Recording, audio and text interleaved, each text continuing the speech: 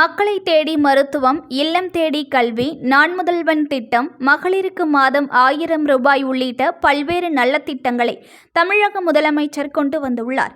விழுப்புரம் சட்டமன்ற தொகுதிக்குட்பட்ட கோலியனூர் பகுதியில் மக்களுடன் முதல்வர் திட்டத்தை விழுப்புரம் எம்எல்ஏ டாக்டர் லட்சுமணன் துவக்கி வைத்தார்.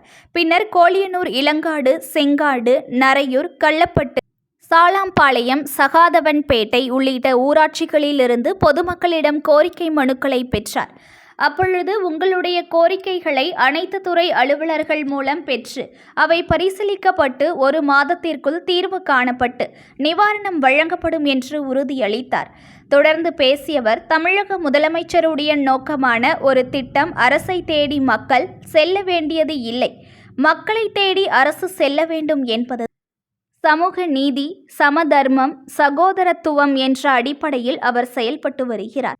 இது மட்டுமல்லாமல் முதலமைச்சருடைய பல்வேறு நல்ல திட்டங்களில் மக்களை தேடி மருத்துவம், இல்லம் தேடி கல்வி, நான் முதல்வன் திட்டம், அது மட்டுமல்லாமல் மாதந்தோறும் மகளிருக்கு 1,20,00,000 மேல் மாதம் ரூபாய் 1000 வழங்கி வரும் திட்டம், இது போன்ற சிறப்பான திட்டங்கள் சிறப்பாக செயல்பட்டு வருகிறார் தமிழக முதலமைச்சர் என்றார். தொடர்ந்து பொதுமக்களுக்கு நலத்திட்ட உதவிகள், கர்ப்பிணி தாய்மார்களுக்கு மருத்துவ கிட் உள்ளிட்ட நலத்திட்ட உதவிகள் வழங்கப்பட்டன.